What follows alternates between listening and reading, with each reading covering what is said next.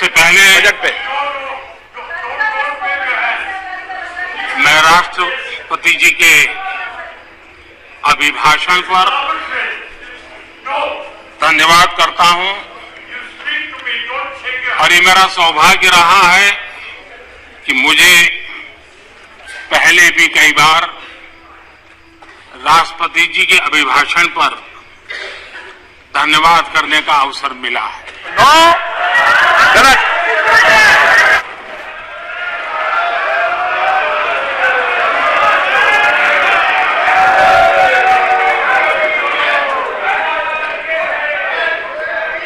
Please आपने बहिष्कार कर रखा है ना, तो आप जाइए प्लीज। ओके प्लीज बैठ जाइए।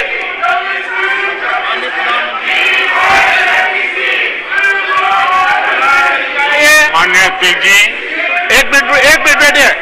क्या तरीका है बैठे बैठे नारेबाजी करने की? ये तरीका है आप लोगों का? पहले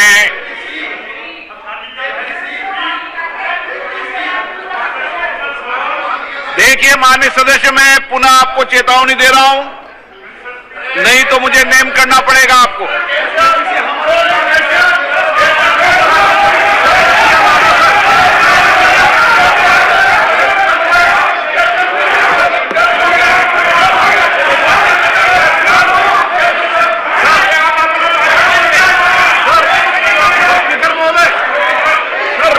कटिया लाना बिल्कुल गलत है सर, तो उनको नेम करते ही सर, हमारा आग्रह है आपसे सर। माननीय नेता, मैं आपसे आग्रह कर रहा हूं, आपके सदस्यों को समझा लिए, तख्तियां लेकर सदन में नहीं आए। आपने कहा था कि हम बहिष्कार करेंगे, तो आप अपनी बात पर कायम रहें। पिछले 3 दिन से कर रहा था सर, हम लोग का डिमांड है जेपीसी को करने के लिए, जेपीसी डालने के लिए, और जेपीसी नहीं डाल रहे थे साहब। अभी हम लोग जो है ना प्रधानमंत्री जी का सामने भी हम लोग को जो ये मुद्दा को रखना चाहता था, आपका सामने भी रखा है और हाउस का सामने भी रखा है। अभी हम लोग जो है ना सर इस बात से जो है ना हम लोग वॉकआउट कर रहे हैं। ओके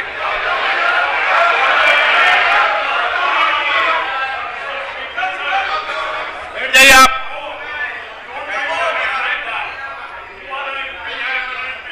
ओके माननीय प्रधानमंत्री जी,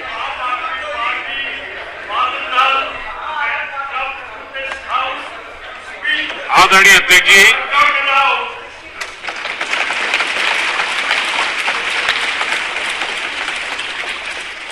लेकिन इस बार मैं धन्यवाद के साथ साथ राष्ट्रपति महोदया जी का अभिनंदन भी करना चाहता हूं।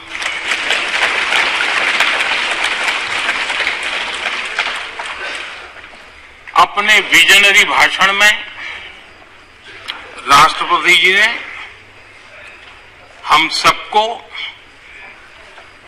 और करोड़ों देशवासियों को मार्गदर्शन किया है। गणतंत्र के मुखिया के रूप में उनकी उपस्थिति ऐतिहासिक भी है और देश की कोटि कोटि बहन बेटियों के लिए बहुत बड़ा प्रेरणा का अवसर भी। आदरणीय राष्ट्रपति महोदया ने आदिवासी समाज का गौरव तो बढ़ाया ही है, लेकिन आज आजादी के इतने सालों के बाद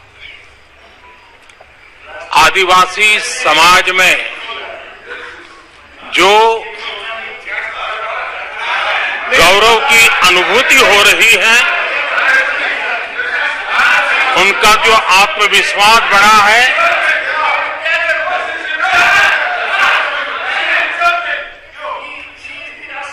और इसके लिए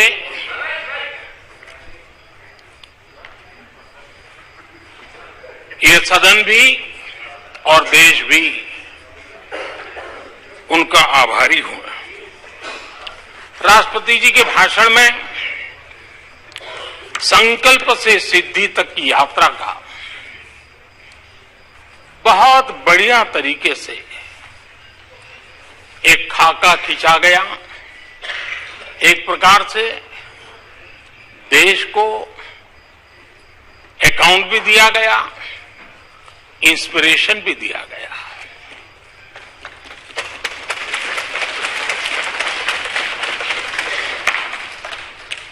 आदरणीय अध्यक्ष जी, यहां पर सभी माननीय सदस्यों ने इस चर्चा में हिस्सा लिया। हर किसी ने अपने अपने आंकड़े दिए, अपने अपने तर्क दिए और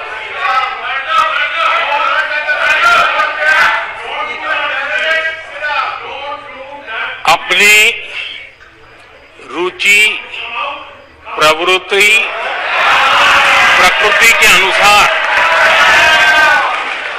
सबने अपनी बातें रखी। और जब इन बातों को गौर से सुनते हैं, उसे समझने का जब प्रयास करते हैं, तो ये भी ध्यान में आता है कि किसकी कितनी क्षमता है, किसकी कितनी योग्यता है, किसकी कितनी समझ है और किसका क्या इरादा है। ये सारी बातें प्रकट होती ही हैं और देश भली भांति तरीके से उसका मूल्यांकन भी करता है। मैं चर्चा में शामिल सभी माननीय सदस्यों का हृदय से आभार व्यक्त करता हूं। लेकिन मैं देख रहा था कल कुछ लोगों के भाषण के बाद पूरा इकोसिस्टम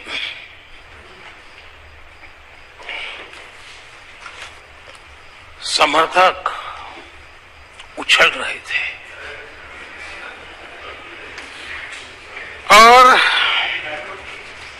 खुश होकर के कहने लगे, ये हुई है। मैं अंतिम बार बोल रहा हूँ, आप सीट पर बैठे बैठे नहीं बोले, आप वरिष्ठ सदस्य हैं और कोई शब्दों को नहीं गलत।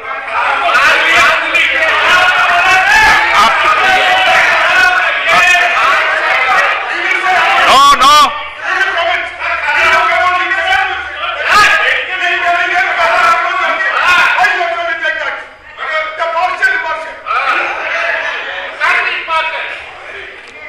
पूरा इकोसिस्टम उछल रहा था और कुछ लोग तो खुश होकर के कह रहे थे, ये हुई ना बात।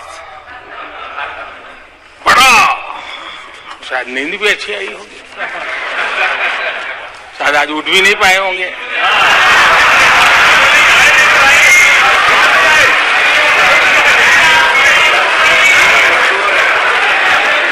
और ऐसे लोगों के लिए कहा गया है, बहुत अच्छे ढंग से कहा गया है, ये कह कह करके हम, ये कह कह कर हम दिल को बहला रहे हैं, ये कह कह के हम दिल को बहला रहे हैं। वो अब चल चुके हैं, वो अब चल चुके हैं, वो अब आ रहे हैं। माननीय अध्यक्ष जी, जब राष्ट्रपति जी का भाषण हो रहा था, कुछ लोग कन्नी भी काट गए और एक बड़े नेता महामहिम राष्ट्रपति जी का अपमान भी कर चुके हैं। जनजातीय समुदाय के प्रति प्लीज आपको नफरत भी दिखाई दी है, प्लीज। और जनजातीय समाज के प्रति उनकी सोच क्या है। देखिए, सदन सदन के तरीके से चलेगा। आप लोग बोले थे, सबने सुना था, लेकिन जब इस प्रकार की बातें टीवी के सामने कही गई तो भीतर पड़ा हुआ जो नफरत का भाव था, जो सच, वो बाहर आके ही रह गया। ये खुशी है। ठीक है, बाद में चिट्ठी लिख करके बचने की कोशिश तो की गई है। माननीय अध्यक्ष जी, जब राष्ट्रपति जी के भाषण पर चर्चा मैं सुन रहा था तो मुझे लगा कि बहुत सी बातों को मौन रह करके भी स्वीकार किया गया है। यानी एक प्रकार से सबके भाषण में सुनता था तब लगा कि राष्ट्रपति जी के भाषण के प्रति किसी को इतराज नहीं है, किसी ने उसकी आलोचना नहीं की। भाषण की हर बात, अब देखिए क्या कहा है राष्ट्रपति जी ने, मैं उन्हीं के शब्द कोट करता हूं।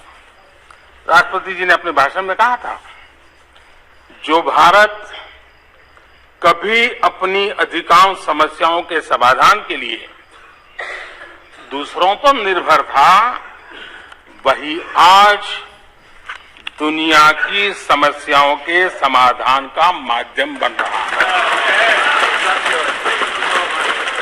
राष्ट्रपति जी ने यह भी कहा था, जिन मूल सुविधाओं के लिए देश की एक बड़ी आबादी ने दशकों तक इंतजार किया, वे इन वर्षों में उसे मिली है। बड़े बड़े घोटालों, सरकारी योजनाओं में भ्रष्टाचार की जिन समस्याओं से देश मुक्ति चाहता था, वह मुक्ति अब देश को मिल रही है।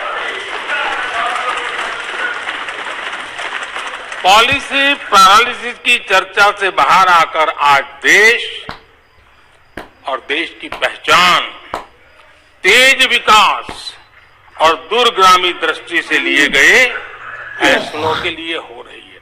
ये पैराग्राफ जो मैं पढ़ रहा हूं वो राष्ट्रपति जी के भाषण के पैराग्राफ को मैं कोट कर रहा हूं। और मुझे आशंका थी कि ऐसी बातों पर यहां जरूर इतराज करने वाले तो कुछ लोग निकलेंगे, वो विरोध करेंगे, ऐसा कैसे बोल सकते हैं राष्ट्रपति। लेकिन मुझे खुशी है किसी ने विरोध नहीं किया, सबने स्वीकार किया, सबने स्वीकार किया। और माननीय अध्यक्ष जी, मैं 140 करोड़ देशवासियों का आभारी हूं कि सबके प्रयास के परिणाम आज इन सारी बातों को पूरे सदन में स्वीकृति मिली है। इससे बड़ा गौरव का विषय क्या हो। आदरणीय अध्यक्ष जी, सदन में हंसी मजाक, टीका टिप्पणी, नोक-झोंक, ये तो होता रहता है, लेकिन ये नहीं भूलना चाहिए कि आज राष्ट्र के रूप में गौरवपूर्ण अवसर हमारे सामने खड़े हैं। गौरव के क्षण हम जी रहे हैं। राष्ट्रपति जी के पूरे भाषण में जो बातें हैं वो 140 करोड़ देशवासियों के सेलिब्रेशन का अवसर है। देश ने सेलिब्रेट किया है। माननीय अध्यक्ष जी, 100 साल में आई हुई ये भयंकर बीमारी, महामारी, दूसरी तरफ युद्ध की स्थिति, बटा हुआ विश्व, इस स्थिति में भी, इस संकट के माहौल में भी देश को जिस प्रकार से संभाला गया है, देश जिस प्रकार से संभला है, इससे पूरा देश आत्मविश्वास से भर रहा है, गौरव से भर रहा है। आदरणीय अध्यक्ष जी, चुनौतियों के बिना जीवन नहीं होता है। चुनौतियां तो आती हैं, लेकिन चुनौतियों से ज्यादा सामर्थ्यवान है 140 करोड़ देशवासियों का जज्बा। 140 करोड़ देशवासियों का सामर्थ्य चुनौतियों से भी ज्यादा मजबूत है, बड़ा है और सामर्थ्य से भरा हुआ है।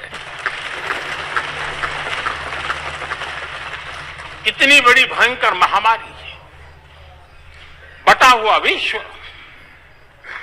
युद्ध के कारण हो रहे विनाश, अनेकों देशों में अस्थिरता का माहौल है। कई देशों में भीषण महंगाई है, बेरोजगारी, खाने पीने का संकट, और हमारे अड़ोस पड़ोस में भी जिस प्रकार से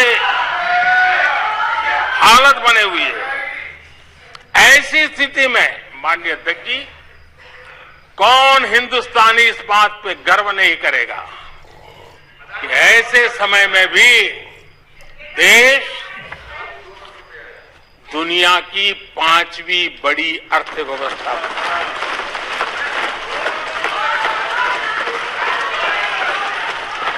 आज पूरे विश्व में भारत को लेकर के पॉजिटिविटी है,